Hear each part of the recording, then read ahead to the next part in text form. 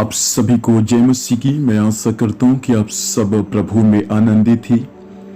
प्रिय, आज की मैं सुबह के समय यीशु मसीह का एक ऐसा गुमनाम चेला जो यीशु मसीह के मृत्यु के बाद अपने आप को प्रकट किया कि मैं यीशु मसीह का चेला था, उनके बारे में मैं आज आपको बताना चाहूंगा। मेरे साथ पढ़ सकते हैं यूहन्ना रचित सुसमाचार 19 अध्याय उसका 38 आयत को पढ़ेंगे। यूहन्ना 19 का 38। इन बातों के बाद अरमतिया के यूसुफ ने, जो यीशु का चेला था परंतु यहूदियों के डर से इस बात को छिपा रखता था, पिलातुस से विनती की कि क्या वह यीशु का शव ले जा सकता है। पिलातुस ने उसकी विनती सुनी और वह आकर उसका शव ले गया। परमेश्वर बताएं इस वचन के माध्यम से हम सभी को आशीर्वाद दे। अरमतिया का रहने वाला यूसुफ जो धनवान व्यक्ति था और जो महासभा में भी एक सदस्य था, उनके बारे में बाइबल ये सिखाता है कि प्रियो, वो सज्जन था, वो धर्मी था और यहूदियों का नगर अर्थात अरमतिया का रहने वाला निवासी था। इन्होंने परमेश्वर के पुत्र यीशु मसीह को जाना और यीशु मसीह पर विश्वास किया कि यीशु मसीह ही जगत का उद्धारकर्ता परमेश्वर है। और उसके बाद यह अरमतिया का यूसुफ जो सज्जन और धर्मी था और महासभा का सदस्य था, यह व्यक्ति यीशु मसीह का चेला बन गया।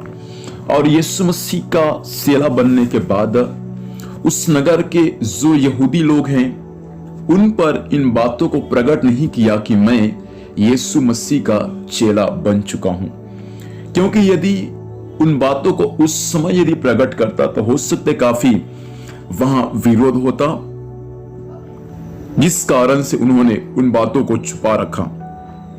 लेकिन जब समय आया प्रियो, यीशु मसीह का मृत्यु जब हुआ तो बाइबल ये सिखाता है कि अरमतिया का यूसुफ अब अपने आप को छिपा नहीं पाया। जाकर पिलातुस को बोल दिया कि मुझे यीशु मसीह का शव चाहिए, क्योंकि मैं इसको दफनाने जाऊंगा, अर्थात मलमल के चादर में उसको लपेट कर, गंधरस डालकर, दालचीनी डालकर, सुगंधित वस्तु डालकर मैं यीशु मसीह के शरीर को क्या करूंगा, लपेट कर मलमल के चादर में उसको लपेट कर मैं कब्र में उसको दफनाऊंगा। तो बाइबल ये सिखाता है प्रियो, यूसुफ के अंदर में यीशु मसीह के मृत्यु के बाद इसके अंदर का डर समाप्त हो गया।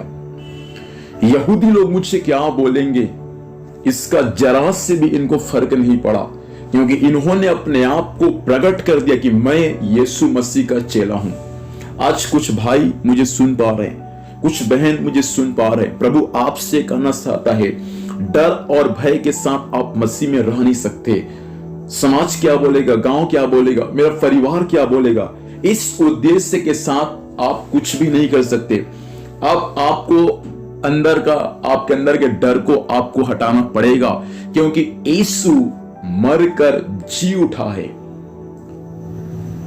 यीशु मरकर जी उठा तो यूसुफ ने अपने आप को प्रकट कर दिया कि मैं यीशु मसीह का चेला हूं। यीशु मसीह मरकर जी उठा है प्रियो, तो डरने की क्या बात है। समाज, परिवार, कुटुंब, पति और पत्नी, बच्चों से आप डरते होंगे कि मैं यीशु मसीह का चेला हूं, मेरे लोग क्या बोलेंगे, मेरा समाज क्या बोलेगा, मेरा गांव क्या बोलेगा। डर का आत्मा को आज की सुबह आपके अंदर से परमेश्वर निकालने की घोषणा करता है। आज आपके जीवन से डर और भय समाप्त हो जाए। घमंड करे इस बातों का कि मैं यीशु मसीह का चेला हूं।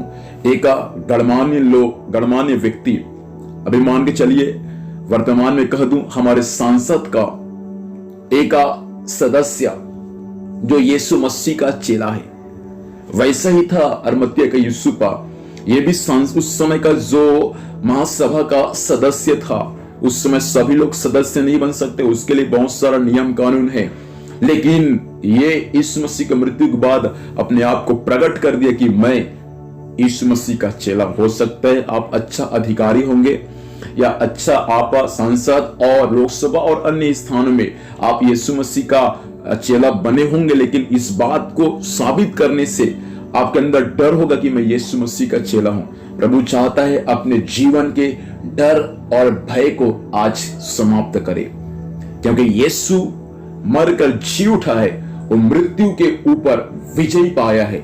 इसलिए आपके अंदर के डर को समाप्त करे। मेरे भाई बहन, मैं आपसे इस वचन के माध्यम से यही कहना चाहता हूं, अरमतिया का, यूसुफ का परमेश्वर आपका भी परमेश्वर है। वो धनी था लेकिन यीशु का चेला बन गया था और समय आने पर अपने आप को प्रकट कर दिया कि मैं यीशु मसीह का चेला हूं।